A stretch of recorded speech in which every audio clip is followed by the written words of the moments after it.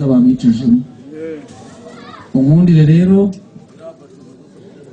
ureke njye kuvuga iyi nkuru nziza ko mwamaye umugeni, ariko kandi ntaragenda reka mubwire irindi jambo rimwe mpagurutse nze gusanga tariki 24 z'ukwezi kwa Kanama uzampekere Uwase Fabien hanyuma ndategukije. Bigize neza.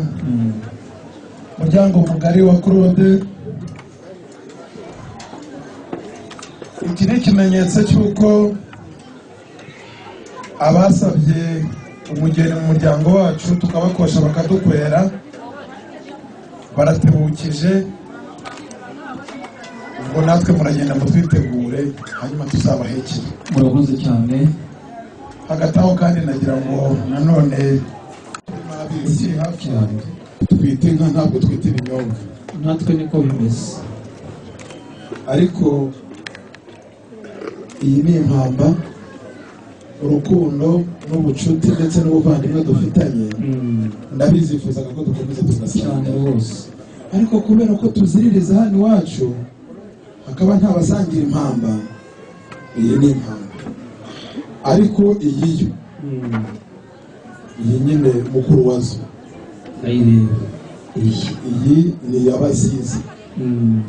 Hari ikimenyetso mu rugo iwacu amenyereye ko uhavuye amushyikiriza icyo kimenyetso. Maze rero nshuti, muvandimwe, mubyeyi, ndakumva, natwe ntituri gutebe kuri iriya tariki mwatebukijeho tuzabahekera, kandi twishimiye gukomeza kubana natwe.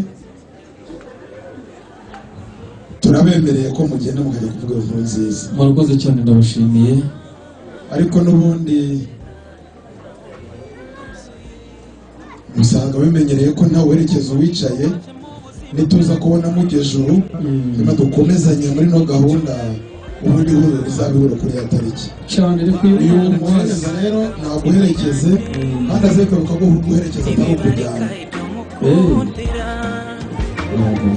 wasokongeje urukundo maze nshira inyota